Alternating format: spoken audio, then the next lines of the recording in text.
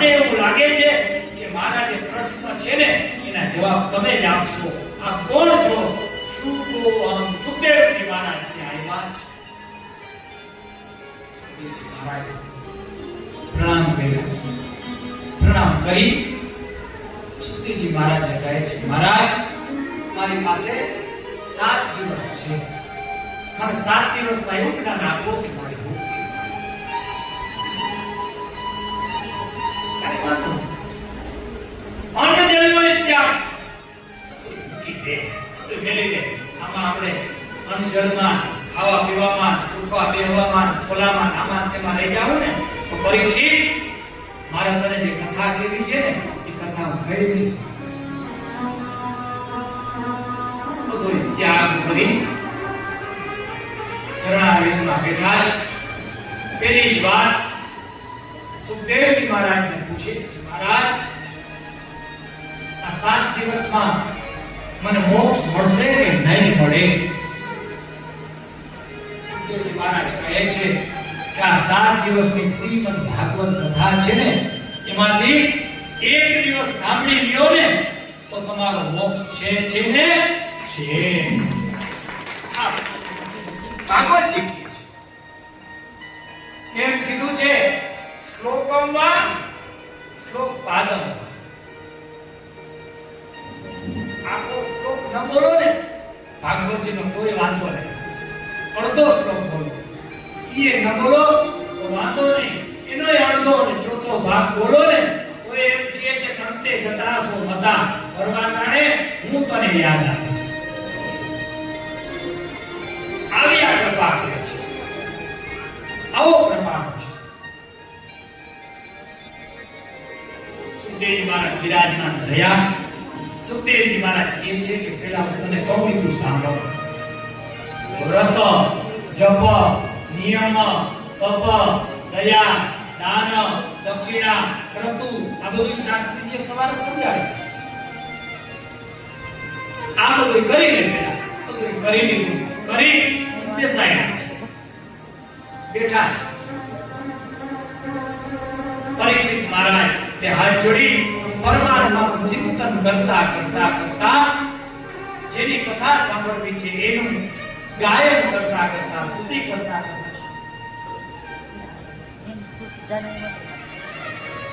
ગાયન સ્તુતિ કરતા કરતા કરતા જે કથન છે ને એ કથન સાંભળવા બેઠા છે. તો કથા પરીક્ષિત મહારાજને સુખદેવજી સંભળાવે અને પરીક્ષિત મહારાજ સાંભળે પહેલા જેની કથામાં જાય ને એના જેવા ઢોર જેવા થાય ને તો દૂજાનું એ મારે ગાય રાખવી પણ એના જેવો થાવ નહીં તો મને દૂધ ના આવે. જેના જેવા થાય